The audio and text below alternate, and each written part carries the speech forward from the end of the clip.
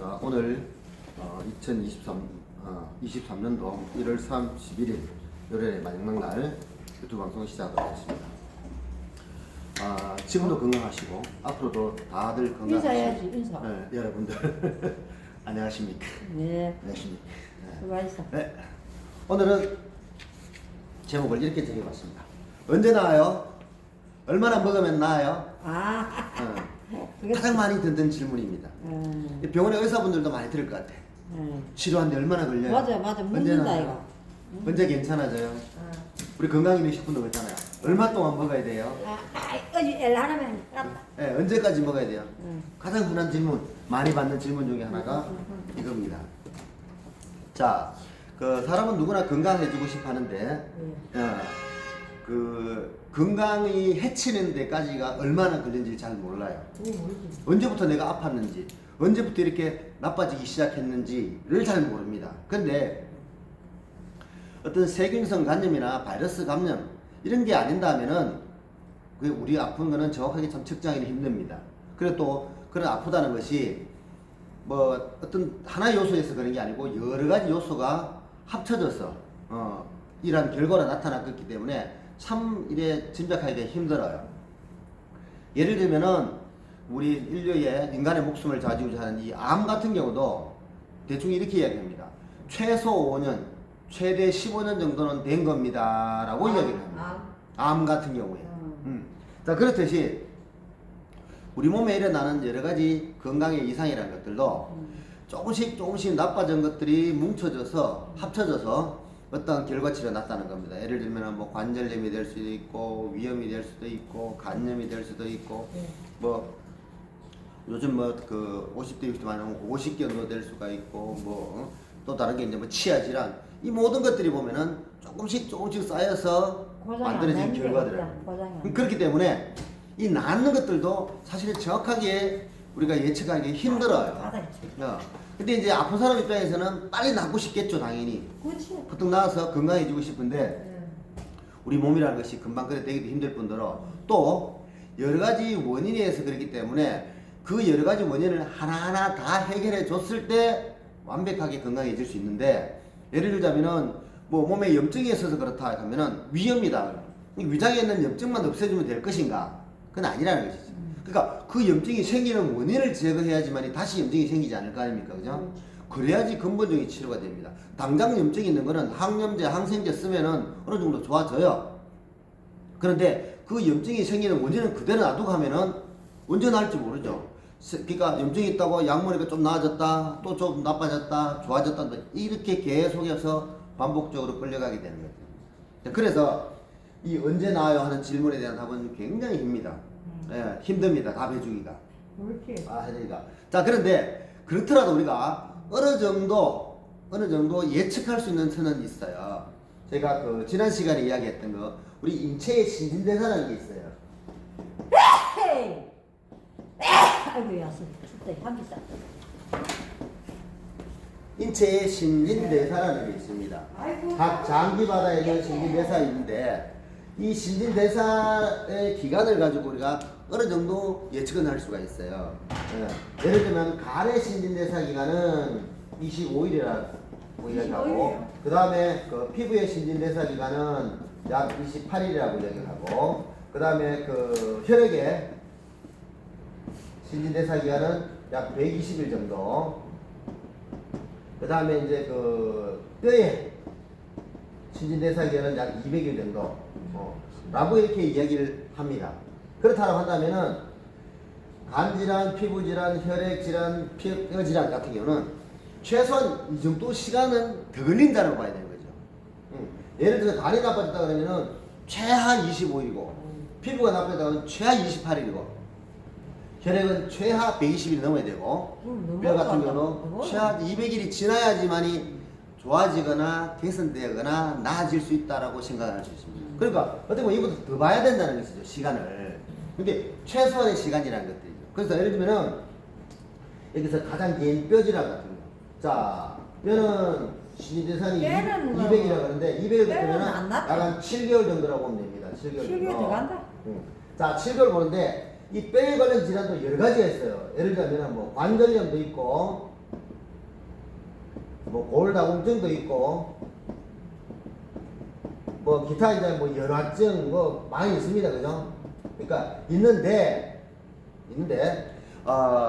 이 원인들이 단순히 뼈를 구성하는 영양 성분이 부족해서 그런 병이 왔다라거나 문제가 생겼다 하면은 그 부족한 부분만 채워주면 돼요.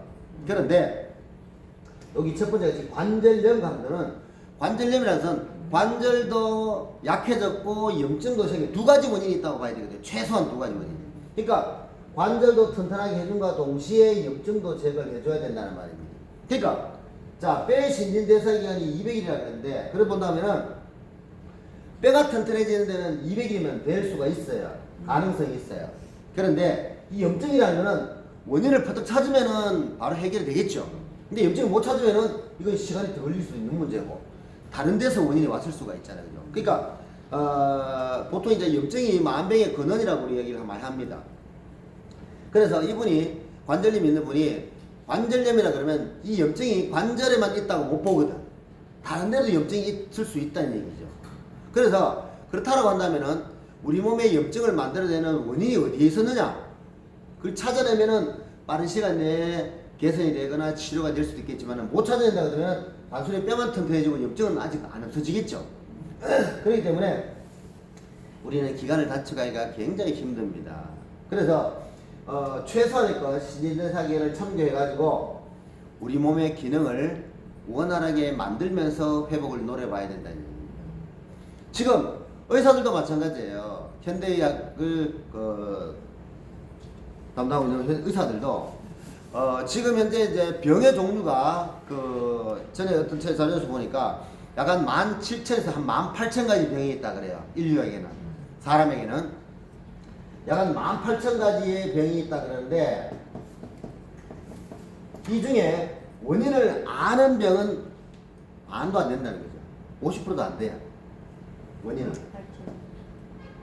자, 근데 원인을 안다고 해서 다 고칠 수 있는 것도 아니잖아요. 예를 들면은 암도 마찬가지입니다. 암 같은 우리 원인을 알잖아요, 어느 정도는. 근데 그렇다고 해서 암을 완벽하게 고치지는 못합니다. 뭐 고칠 수는 있는 것도 있고 못 고치는 것도 있고 그 다음에 고쳐지는 것도 있고 그 다음에 잘 안 고쳐지는 것도 있고 여러 가지 형태가 있습니다. 딱 떨어지게 말할 수는 없다는 얘기입니다. 그래서 이 현대의학을 담당하고 있는 의사들도 이럴 지경인데 이 건강기능식품을 가지고 이거 얼마나 먹으면 나아요? 지방간이 있는 사람이 아래 예를 들어 피부에 이제 트러블이 심한 사람이 아니면은 혈액에 이상이 있어가지고 피가 아주 탁하다든지 피 속에 콜레스테롤 많은 사람이 얼마나 먹으면 나아요? 오메가3를 먹으면 얼마나 먹으면 나아요? 뼈다 칼슘 얼마나 먹으면 나아요? 대답 절대 할 수 없는 분들입니다. 단지 건강기능식품이라는 것은 우리 몸이 필요로 하는 영양 공급을 꾸준히 음식을 통해서 제공되어야 되는데 그 음식을 통해서 제공되지 못하거나 부족했을 때 어떤 이상이 생기는 것을 채워주는 역할을 합니다. 다시 말해서 원인 치료, 근본 치료를 하나 하는 거죠. 근본 치료. 자, 근데 알다시피 이 대증 치료보다도 근본 치료가 힘듭니다. 대증이 뭐냐면 증상 치료하는 거죠. 예를 들면 열이 났을 때 해열제를 먹는 거, 그 다음에 설사할 때 지사제를 먹는 거, 혈압이 높을 때 혈압약을 먹는 것들, 염증이 생길 때 항생제 먹는 거. 그거는 순간 염증, 혈압, 설사 이런 걸 멈춰줄 수는 있을지 몰라도 그 원인 제거하는 건 아니거든요. 그렇기 때문에 건강기능식품은 내 몸에 부족된 영양을 꾸준히 채워나가면서 내 몸을 개선시켜 나가는 거죠. 건강식품은 안 아플 때 뭐야? 몸을 개선시켜 나가는 거죠. 맞습니다. 건강기능식품이라는 것들도 이러다 보니까 원래는 아프기 전에 건강을 지키기 위해서 먹는데 사람들이 잘 안 그렇잖아요. 건강할 때는 건강을 자만하게 되고 근데 어떤 병이 생기게 되면은 그때서야 이것저것 방법을 찾게 되죠. 그러다 보니까 시간이 훨씬 더 걸립니다. 평상시에 이런 신진대사를 감안해서 영양 공급에 신경 썼다 그러면은 우리는 이런 문제가 안 생겼을 수도 있습니다. 이미 생긴 상태에서 발이 안 좋았어, 피부가 안 좋았어, 혈액이 안 좋았어, 뼈가 안 좋았어.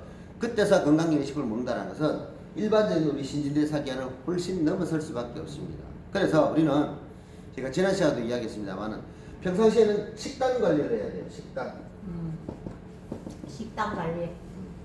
먹는 거. 아, 아. 대부분의 대사성 질환에는 신진대사 이상이 생기는 것은요, 식원병입니다. 식원병. 음식에서 원인이 되는 겁니다. 음식에서. 우리가 잘 챙겨 먹지 못해서, 내지는 우리가 몸에서 필요한 걸 잘 챙겨주지 못해서 생기는 병들이 굉장히 많습니다. 그래서 성인병들이 내지는 대사성 질환을 나으려 그러면요, 제일 첫 번째가 일단은 식단 관리를 해가지고 자, 해야 됩니다. 식단 관리는 어제도 말씀드렸지만 쉽습니다. 자, 야채, 안 먹는다. 야채와 해조류 위주의 식사에다가 생선, 두류, 그 다음에 이 모든 걸 같이 하는 밥은 현미밥. 됩니다. 요거는, 요게 이제 제가 강조하는 식단입니다. 식단이고, 그 다음에 정말 많이 부족한 비타민과 미네랄 같은 것들이 있다 그러면은 건강기능식품으로. 멜라닌이. 건강기능식품을 통해서 비타민과 멜라닌이. 미네랄 같은 거를 좀 채워주면은 되겠습니다. 되겠습니다. 자, 이것이 굉장히 간단하죠. 뭐 돈 큰 돈 들 일도 아니고요. 자, 그렇기 때문에 안 언제 되도록 나아요 하게. 하는 질문을 하기 전에 어떻게 하면 나아요 라는 생각을 가지시고요. 그걸 꾸준히 실천하는 거예요. 실천하시게 되면은 시간은 좀 걸리겠지만은 근본적으로 다 나아지실 수가 있습니다. 이거는 나이와 그 세대와 를 구분하지 않습니다. 누구에나 똑같이 적용될 수 있는 일반적인 건강관리법입니다. 물론 여기서 이제 추가로 더 필요한 게 있는 것 같으면은 더 먹을 필요가 있죠. 예를 들면 뭐 뼈가 이제 그 지속적으로 약해져가 골다공증 심하다 그러면은 칼슘만 좀 챙겨 드시면 돼요. 칼슘. 그러면 됩니다. 그리고 거기서 이제 부족한 여러 가지들 뭐 비타민. 맞춰 나가면 되는 것들이죠, 그죠? 염증이 있다 그러면 염증 치료할 수 있는 거, 도와줄 수 있는 거 이런 것들 보조적으로 미네랄. 쓰시면은 건강이 개선되겠습니다. 칼슘이 그러니까 언제 가서 사람이 언제 나아요 칼슘이 하는 미네랄이다. 거라도 어떻게 나아요 하는 질문을 하시기 바랍니다. 아. 오늘은 여기까지 하도록 하겠습니다. 비타민. 미네랄.